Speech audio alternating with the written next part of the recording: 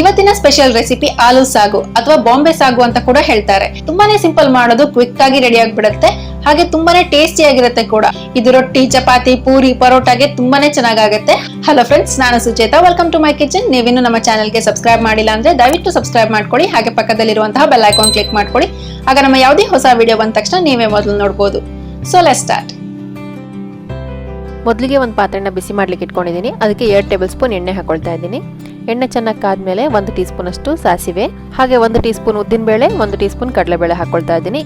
ಇದನ್ನ ಒಂದು 10 second fry ಮಾಡ್ಕೊಳ್ಳೋಣ. ಬೇಳೆ ಎಲ್ಲ ಚೆನ್ನಾಗಿ ಫ್ರೈ ಆದ್ಮೇಲೆ ಇದಕ್ಕೆ ನಾನು 1 ಟೀ ಸ್ಪೂನ್ ಜೀರಿಗೆ ಹಾಕೊಳ್ತಾ ಇದ್ದೀನಿ.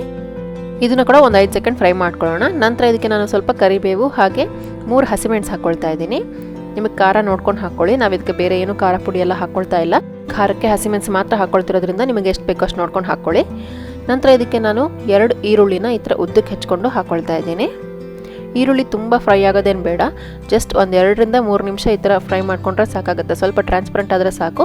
ನಂತರ ಇದಕ್ಕೆ ನಾನು 1 ಟೊಮೆಟೊನ ಸಣ್ಣದಾಗಿ ಹೆಚ್ಕೊಂಡು ಹಾಕೊಳ್ತಾ ಇದ್ದೀನಿ. ಟೊಮೆಟೊ ಚೆನ್ನಾಗಿ ಮೆತ್ತಗಾಗೋವರೆಗೂ ಬೇಯಿಸ್ಕೊಳ್ಬೇಕು. ಇದಕ್ಕೆ ನಾನು 1 ಟೀ ಸ್ಪೂನ್ ಉಪ್ಪು ಹಾಕೊಳ್ತಾ ಇದ್ದೀನಿ, ಹಾಗೆ 1/4 ಚಮಚ ಅರಿಶಿನ. ಇದನ್ನು ಚೆನ್ನಾಗಿ ಮಿಕ್ಸ್ ಮಾಡಿಕೊಂಡು ಟೊಮೆಟೊ ಮ್ಯಾಶ್ ಆಗೋವರೆಗೂ ಫ್ರೈ ಮಾಡ್ಕೊಳ್ಳೋಣ. ಟೊಮೆಟೊ ಬೇಯೋಷ್ಟರಲ್ಲಿ ನಾವೊಂದು ಕಡಲೆ ಹಿಟ್ಟು ಮಿಕ್ಸರ್ ರೆಡಿ ಮಾಡ್ಕೊಳ್ಳೋಣ. ಒಂದು ಚಿಕ್ಕ ಬೌಲಲ್ಲಿ 1 ಟೇಬಲ್ ಸ್ಪೂನ್ ಅಷ್ಟು ಕಡಲೆ ಹಿಟ್ಟು ತೊಗೊಳ್ತಾ ಇದ್ದೀನಿ. ಇದಕ್ಕೆ ಒಂದು ಸ್ವಲ್ಪ ನೀರು ಹಾಕ್ಕೊಂಡು ಚೆನ್ನಾಗಿ ಮಿಕ್ಸ್ ಮಾಡ್ಕೊಳ್ಬೇಕು. ಒಂದು ಸ್ವಲ್ಪ ಕೂಡ ಗಂಟಿರಬಾರ್ದು. ಕಡಲೆ ಹಿಟ್ಟು ಮಿಕ್ಸ್ಚರ್ ಹಾಕೊಳ್ಳೋದ್ರಿಂದ ಸಾಗುಗೆ ಒಳ್ಳೆ ಟೆಕ್ಸ್ಚರ್ ಬರುತ್ತೆ. ಇದನ್ನು ನಾವು ವೆಜ್ ಕುರ್ಮಾ ಕೂಡ ಹಾಕ್ಕೊಳ್ಬೋದು, ತುಂಬಾ ಚೆನ್ನಾಗಾಗುತ್ತೆ. ವೆಜ್ ಕುರ್ಮಾ ಮಾಡೋ ಲಿಂಕ್ನ ನಾನು ನಿಮಗೆ ಡಿಸ್ಕ್ರಿಪ್ಷನಲ್ಲಿ ಹಾಕಿರ್ತೀನಿ, ಪ್ಲೀಸ್ ಚೆಕ್ ಮಾಡಿ. ನೋಡಿ, ಇಲ್ಲಿ ಟೊಮೆಟೊ ಎಲ್ಲ ಚೆನ್ನಾಗಿ ಮ್ಯಾಶ್ ಆಗಿದೆ. ಇದಕ್ಕೆ ನಾನು ಕಡಲೆ ಹಿಟ್ಟು ನೀರನ್ನ ಹಾಕ್ಕೊಳ್ತಾ ಇದ್ದೀನಿ. ಇದನ್ನು ಒಂದು 2 ನಿಮಿಷ ಆದರೂ ಚೆನ್ನಾಗಿ ಮಿಕ್ಸ್ ಮಾಡ್ಕೊಳ್ಬೇಕು. ಮಿಕ್ಸ್ ಆದಮೇಲೆ ನಾನಿಲ್ಲಿ 3 ಆಲೂಗಡ್ಡೆನ ಮೊದಲೇ ಬೇಯಿಸ್ಬಿಟ್ಟು ಮ್ಯಾಶ್ ಮಾಡಿ ಇಟ್ಕೊಂಡಿದ್ದೀನಿ. ತುಂಬ ಮ್ಯಾಶ್ ಮಾಡ್ಕೊಳ್ಳೋದೇನು ಬೇಕಾಗಿಲ್ಲ, ಪೇಸ್ಟ್ ಥರ ಸ್ವಲ್ಪ ಈ ಥರ ಇರಬೇಕು. ಇದನ್ನು ಹಾಕ್ಕೊಳ್ತಾ ಇದ್ದೀನಿ. ಇದನ್ನು ಚೆನ್ನಾಗಿ ಮಿಕ್ಸ್ ಮಾಡ್ಕೊಳ್ಬೇಕು.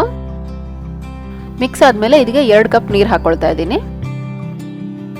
ಇದು ಚೆನ್ನಾಗಿ ಮಿಕ್ಸ್ ಆದಮೇಲೆ ಒಂದು ಮುಚ್ಚಳನ ಮುಚ್ಚಿಬಿಟ್ಟು ಒಂದು ಕುದಿ ಬರ್ಸ್ಕೊಳ್ಳೋಣ. ನೋಡಿ, ಇದು ಇವಾಗ ಚೆನ್ನಾಗಿ ಕುದೀತಾ ಇದೆ. ನೀವು ಹಾಕೊಂಡಿದ್ದು ನೀರೇನಾದರೂ ಜಾಸ್ತಿ ಆಯಿತು, ತುಂಬ ತೆಳುವಾಯಿತು ಸಾಗು ಅಂತಂದರೆ ನಾವು ಆಗ ಹಾಕಿದ್ವಲ್ಲ ಕಡಲೆ ಹಿಟ್ಟು ಮಿಕ್ಸ್ಚರು, ಅದೇ ರೀತಿ ಮಾಡಿ ಹಾಕ್ಕೊಳ್ಬೋದು.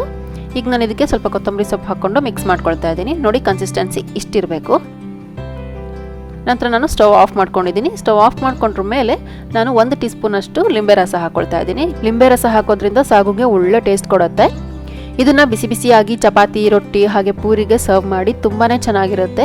ಎಲ್ರಿಗೂ ತುಂಬಾನೇ ಇಷ್ಟ ಆಗುತ್ತೆ. ನೀವು ಇದನ್ನ ಒಮ್ಮೆ ಟ್ರೈ ಮಾಡಿ ನೋಡಿ, ಹೇಗಾಗಿದೆ ಅಂತ ನನಗೆ ಕಾಮೆಂಟ್ಸ್ ಅಲ್ಲಿ ತಿಳಿಸಿ.